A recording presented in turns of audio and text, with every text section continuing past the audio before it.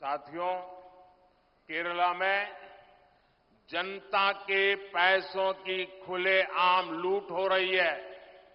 ये लोग भ्रष्टाचार के नए नए मॉडल लेकर आते हैं। जनता का एवरी सिंगल रुपया लूटना चाहते हैं। कुरुवन्नूर कोऑपरेटिव बैंक स्कैम लेप की लूट का एक ऐसा उदाहरण है। हर कोई जिससे परेशान है। जिस बैंक में गरीबों ने, मध्यम वर्ग ने अपनी मेहनत के सैकड़ों करोड़ रुपए जमा किए थे, उस बैंक को सीपीएम के लोगों ने पूरी तरह लूटकर कंगाल कर दिया।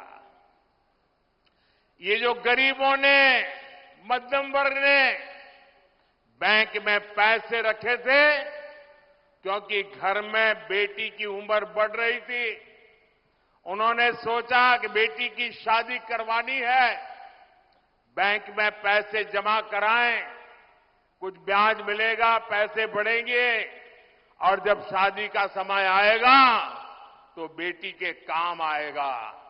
लेकिन इन सीपीएम वालों ने गरीब की बेटी की शादी को भी अनेक संकटों में डाल दिया।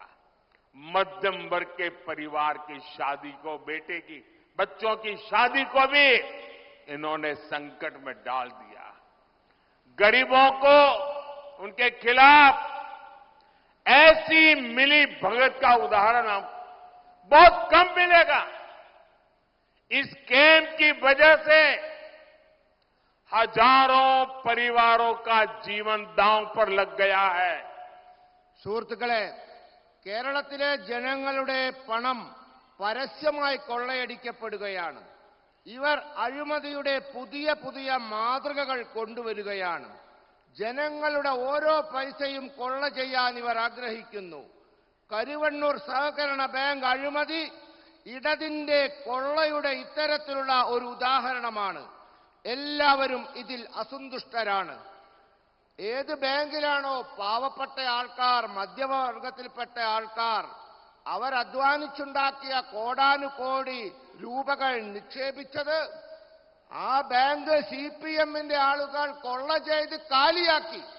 പെൺകുട്ടിയുടെ വിവാഹത്തിന് വേണ്ടി നിക്ഷേപിച്ച പൈസ പാവപ്പെട്ട ആൾക്കാർ, മധ്യമവർഗത്തിലെ ആൾക്കാർ ബാങ്കിൽ പൈസ ഇട്ടാൽ പലിശയും കിട്ടും, പെൺകുട്ടിക്കോട് വിവാഹം വന്നാൽ അത് എടുക്കുകയും ചെയ്യാമെന്ന് വിശ്വസിച്ചവർ, അവരെ പെൺകുട്ടികളുടെ വിവാഹം വരെ മുടക്കുന്ന പണി ഇവർ എടുത്തിരിക്കുകയാണ്. ഇത്തരത്തിലുള്ള സംഘടിത കൊള്ളകൾ കാണാൻ വളരെ വിരളമാണ്. ഈ അഴിമതി കാരണം ആയിരക്കണക്കിന് കുടുംബങ്ങളുടെ ജീവിതം ഇന്ന് കുഴപ്പത്തിലായിരിക്കുകയാണ്.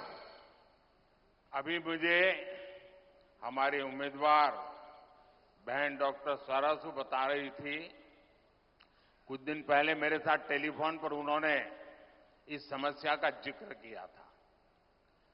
अब वो कह रही है कि उनको इतने टेलीफोन आते हैं और लोग टेलीफोन पर रोते हैं कि कितनी मेहनत के पैसे उनके चले गए, कौन ये पैसे वापस लाएगा। हर कोई शिकायत कर रहा है। जी भैया. സുഹൃത്തുക്കളെ, ഇവിടെ ഈ പണവുമായി ബന്ധപ്പെട്ട് നമ്മുടെ പ്രിയങ്കരിയായ സ്ഥാനാർത്ഥി സഹോദരി ശ്രീമതി സരസു എന്നെ വിളിച്ചിരുന്നു. അവർക്ക് പലരും അവരെ ഫോൺ ചെയ്യുന്നു. അവർ പൊട്ടിക്കരയുകയാണ് ഫോണിലൂടെ. ഞങ്ങളുടെ പൈസ പോയി, ഈ പൈസ എങ്ങനെ തിരിച്ചു കിട്ടുമെന്നൊക്കെ ആലോചിച്ച് അവർ കരഞ്ഞുകൊണ്ട് ഇവരോട് ഫോൺ ചെയ്ത് സംസാരിക്കുന്നതായി അവർ എന്നോട് പറഞ്ഞു. साथियों, यहां सीपीएम के मुख्यमंत्री 3 साल से लगातार झूठ बोल रहे हैं कि इस कोऑपरेटिव स्कैम के पीड़ितों को उनका पैसा वापस मिलेगा। ये भी झूठ बोलते हैं कि दोषियों पर कार्रवाई होगी। ये आपका सेवक मोदी है जिसने इस केस की जांच करवाई।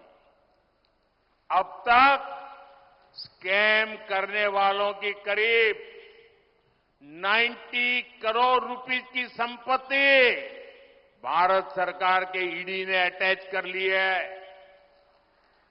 मैं इस बारे में कानूनी सलाह ले रहा हूं कि कैसे जिनके पैसे डूब गए हैं ऐसे गरीबों को उनका पैसा वापस कैसे करूं, ये 90 करोड़ रुपया उनको कैसे बांट दूं। बीजेपी सरकार पहले भी देश में 17,000 करोड़ रुपए ऐसे स्कैम पीड़ितों को वापस दिलवा चुकी है। इसलिए मैं इस कोऑपरेटिव स्कैम के पीड़ितों को भरोसा देता हूं कि उनका पैसा वापस दिलाने में भाजपा और मेरी सरकार कोई कसर बाकी नहीं छोड़ी जाएगी।